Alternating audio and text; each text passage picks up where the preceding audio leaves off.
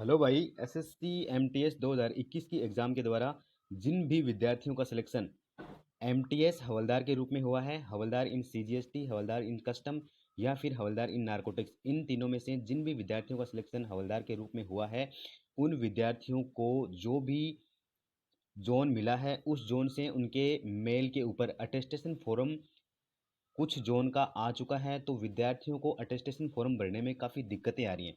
दोस्तों, मैं आपको पॉइंट टू पॉइंट एक्सप्लेन करूंगा कि किस प्रकार से आपको अटेस्टेशन फॉर्म भरना है। सबसे पहले तो दोस्तों, जो अटेस्टेशन फॉर्म है उसको अच्छे से पढ़ना है, सारी चीज़ें देखनी है।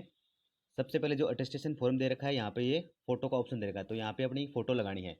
फोटो दोस्तों अपनी लेटेस्ट फोटो आपको लगानी है। जो फोटो अपने एसएससी के फॉर्म में लगाई थी वो हमारे पास है तो वो लगा सकते हैं, अगर वो नहीं है तो लेटेस्ट लगा सकते हैं।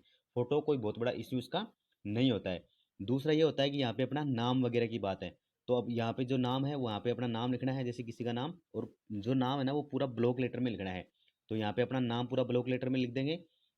उसके बाद में यहाँ पे जो अपना एड्रेस है वो पूरा का पूरा एड्रेस एकदम अच्छे से लिखना है। अपना गांव है, जो भी तहसील वगैरह है, जिला वगैरह है, सारा अच्छे से लिखना है। होम एड्रेस इन फुल, जो ऊपर वाला एड्रेस है अगर सेम एड्रेस है तो वही नीचे सेम लिख देना है। फिर ये जो बी वाला जो पॉइंट है, वो पॉइंट है जो लोग पाकिस्तान से माइग्रेट हो गए हैं उनके लिए है, तो इसके अंदर अपने को कुछ नहीं भरना है। ठीक है।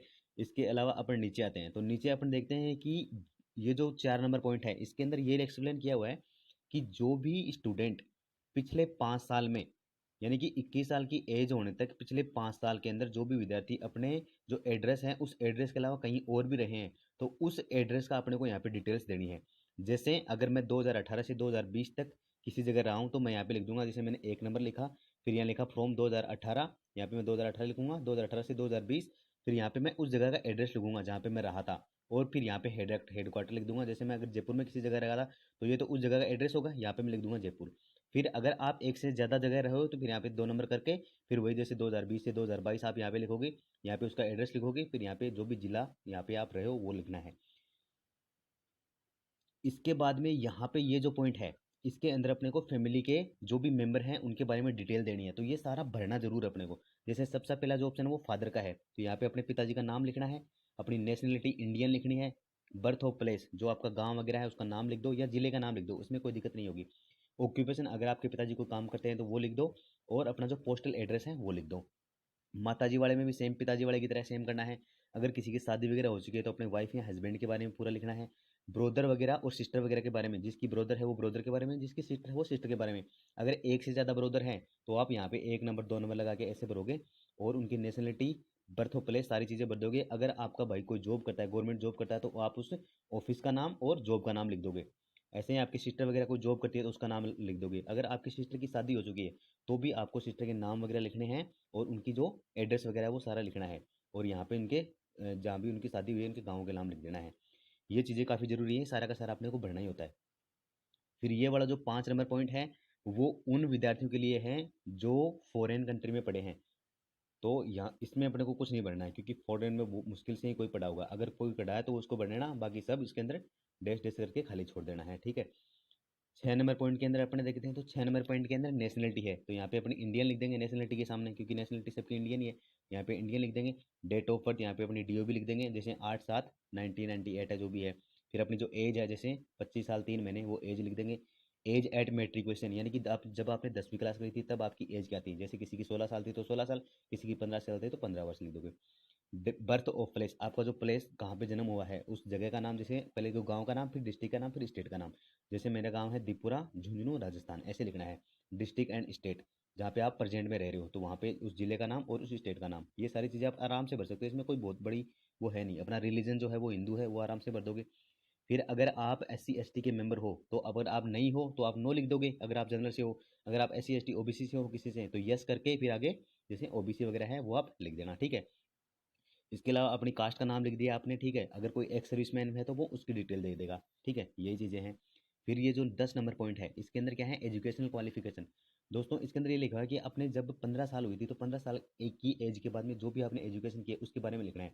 लेकिन कुछ विद्यार्थियों की 10वीं जो 15 साल से पहले भी हो जाती है, लेकिन उसके 10वीं के बारे में लिखना है। तो सबसे पहले यहाँ पे 1 नंबर पे मैंने लिख दिया 10th। ठीक है। यहाँ पे लिख दिया 10th, लिख दिया 1 नंबर पे, 1 नंबर लगा के 10th लिख दिया। फिर डेट ऑफ एंट्रेंस, यानी कि उस, सॉरी दोस्तों, 10th आपको यहाँ पे लिखना है। यहाँ पे 10th लिख दिया, यहाँ पे 12th लिख दिया, यहाँ पे आपका ग्रेजुएशन लिख दिया।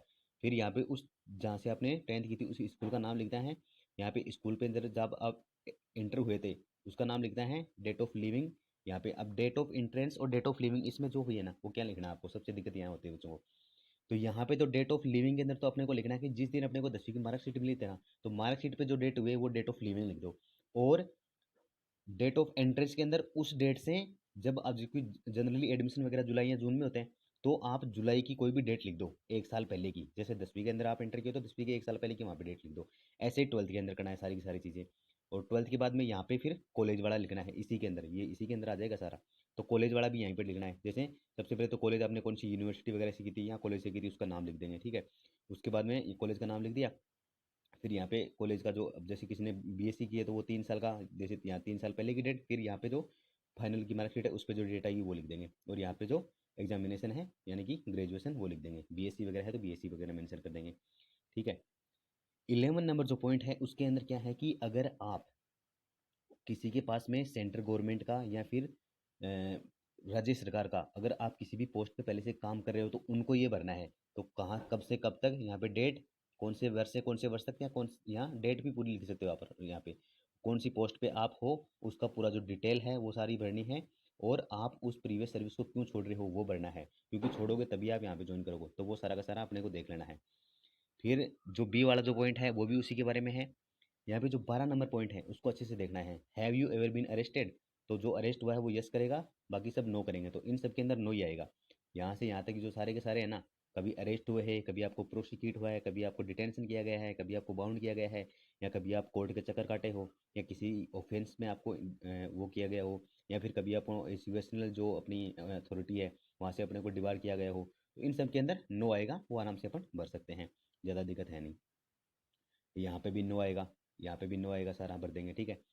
इसके बाद में ये जो है name of the addressee of the two responsible person, यहाँ पे जो भी दो रिस्पॉन्सिबल पर्सन है अपनी लोकेलिटी के, उनके नाम लिखना है। जैसे आपके भाई वगैरह के नाम तो आपको नहीं लिखने हैं, आपके जो पड़ोसी हैं उनके दो के नाम लिख दिया। जैसे यहाँ पे सबसे पहले इनके नाम आ गए, यहाँ पे नाम आ गए, फिर यहाँ पे उनके दोनों के साइन आ गए, यहाँ पे उनका एड्रेस आ गया।